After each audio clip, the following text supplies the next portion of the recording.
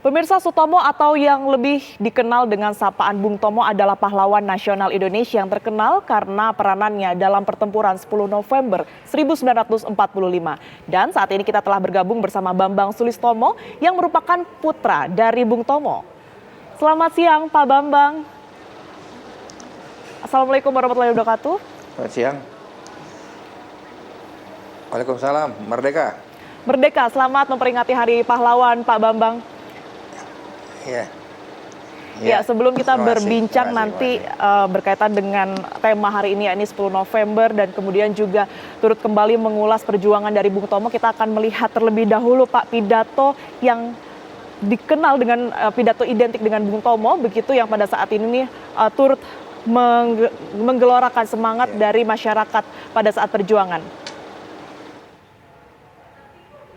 Bismillahirrahmanirrahim. Merdeka! Saudara-saudara, rakyat jelata di seluruh Indonesia, terutama saudara-saudara penduduk kota Surabaya,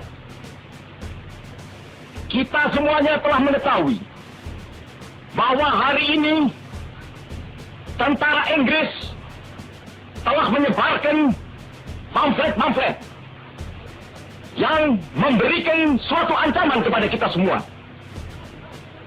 Kita diwajibkan untuk dalam waktu yang mereka tentukan menyerahkan senjata-senjata yang telah kita rebut dari tangannya tentara Jepang. Mereka telah minta supaya kita datang pada mereka itu dengan mengangkat tangan. Mereka telah minta supaya kita semua datang pada mereka itu dengan membawa bendera putih, tanda bahwa kita menyerah kepada mereka.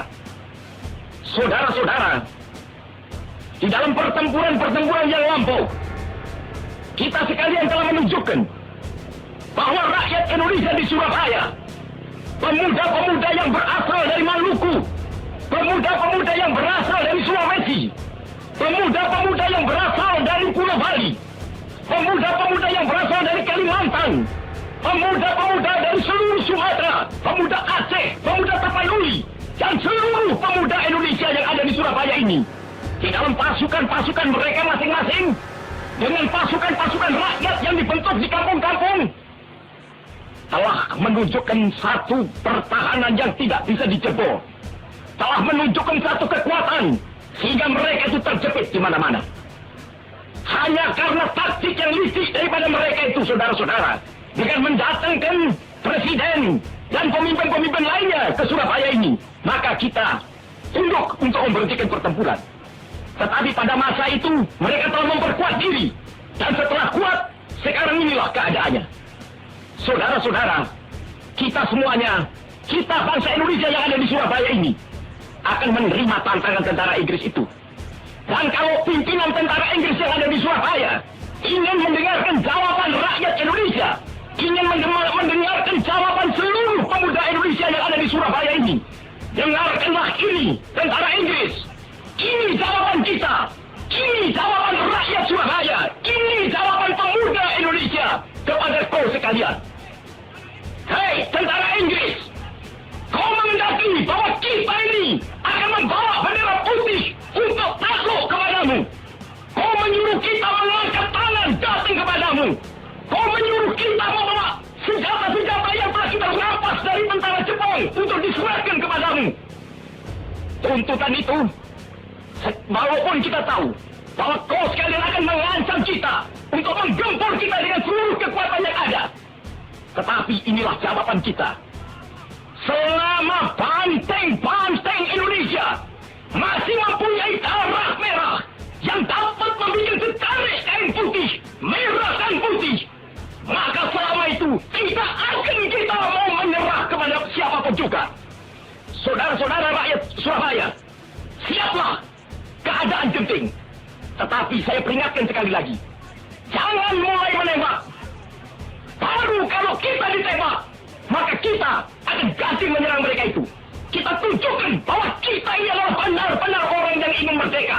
Dan untuk kita, saudara-saudara, lebih baik kita hancur daripada tidak merdeka. Sebelum kita tetap merdeka atau mati.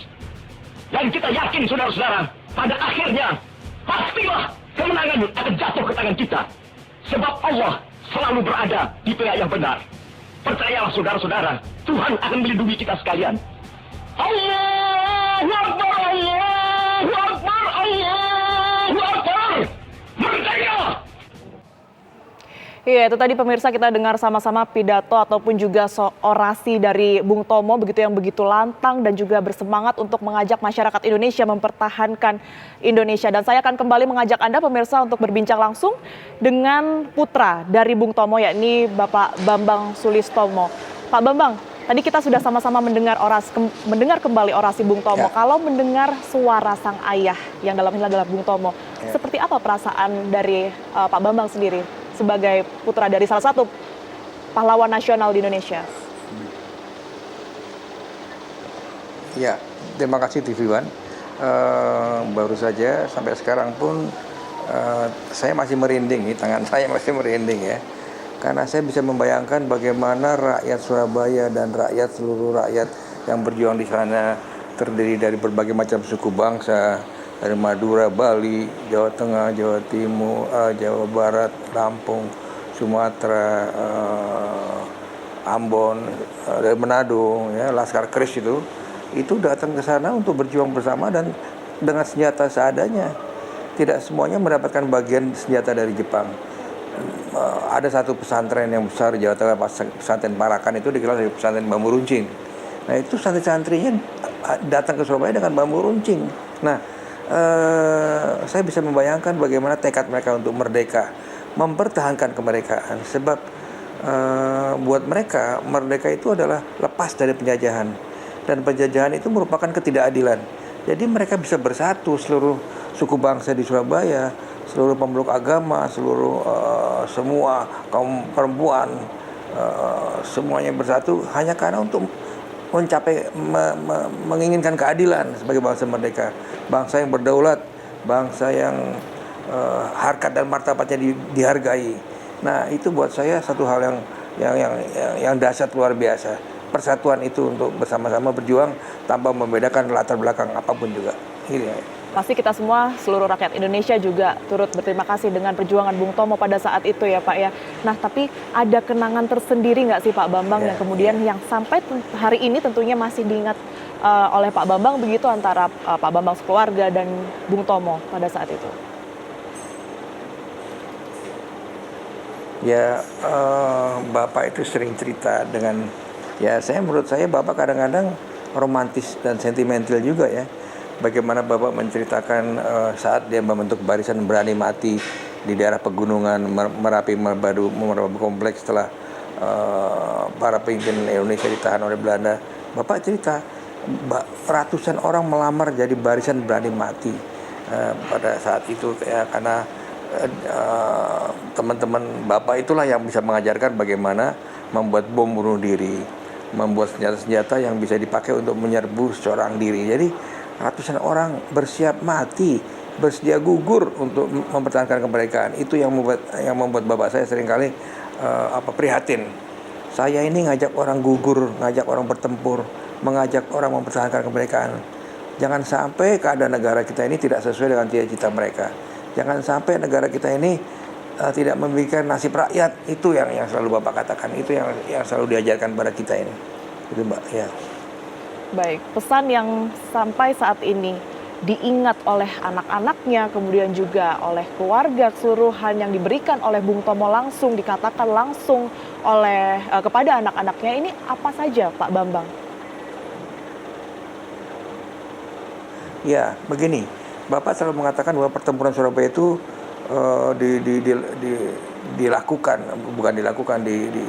oleh seluruh warga semua suku bangsa yang hidup di Surabaya. Bukan hanya itu, mereka datang dari Lampung, dari Cirebon, dari Jawa Tengah, dari Bali, mereka datang ke Surabaya untuk bertempur. Nah, itulah Bapak saya mengatakan bahwa jangan sampai persatuan bangsa dan kekuatan bangsa seperti ini dikoyak-koyak gitu ya. Jagalah persatuan negara ini. Sebab rakyat itu butuh sesuatu kehidupan yang lebih baik dari zaman penjajah. Itu jelas. Oleh sebab itu mereka ingin sejahtera lahir batin. Mereka ingin masyarakat adil makmur. Nah, itulah yang harus kita perjuangkan bersama. Itu yang tidak bisa kita lupakan, bahwa kita harus memperjuangkan satu masyarakat adil makmur dan keadilan sosial bagi seluruh rakyat Indonesia. Itu yang selalu diingatkan Bapak kepada kami. Sebagai keluarga dari salah satu pahlawan nasional Indonesia, Pak, memperingati Hari Pahlawan 10 November yang jatuh pada hari ini, seperti apa sih Pak biasanya?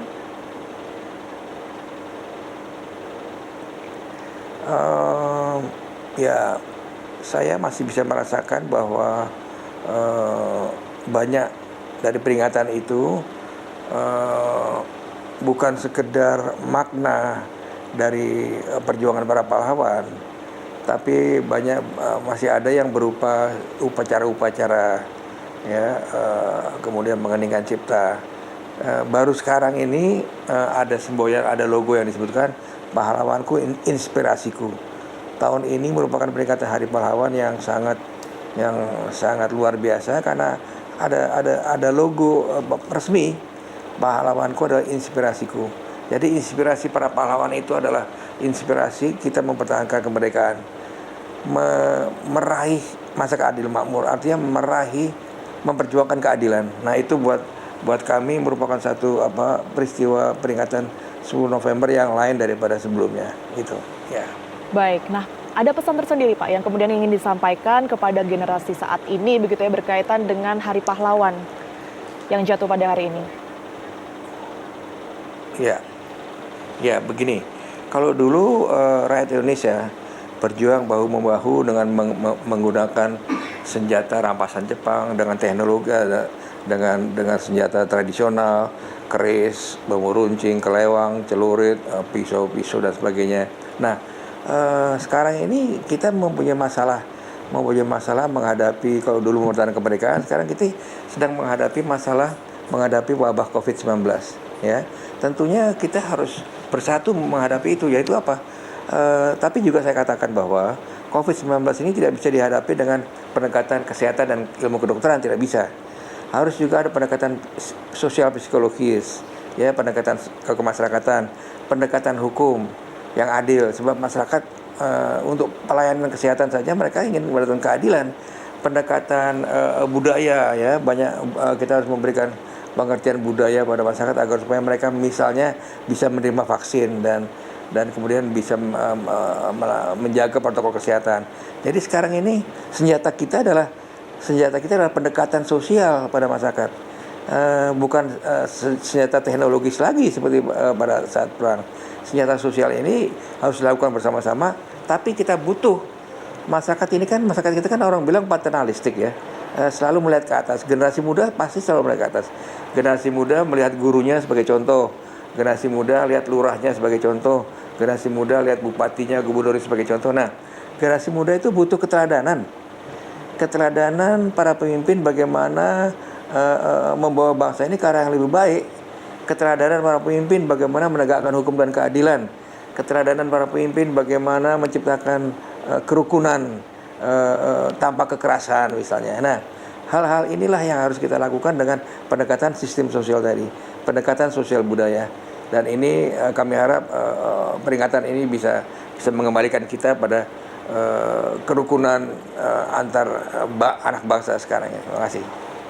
Baik, terima kasih Pak Bambang. Kita harapkan sama-sama agar generasi muda saat ini bisa meneladani dan juga turut menyuarakan semangat yang sudah turut diperjuangkan oleh Bung Tomo pada saat itu. Terima kasih Pak Bambang Sulistomo, putra dari Bung Tomo, telah bergabung bersama kami di Kabar Siang TV One.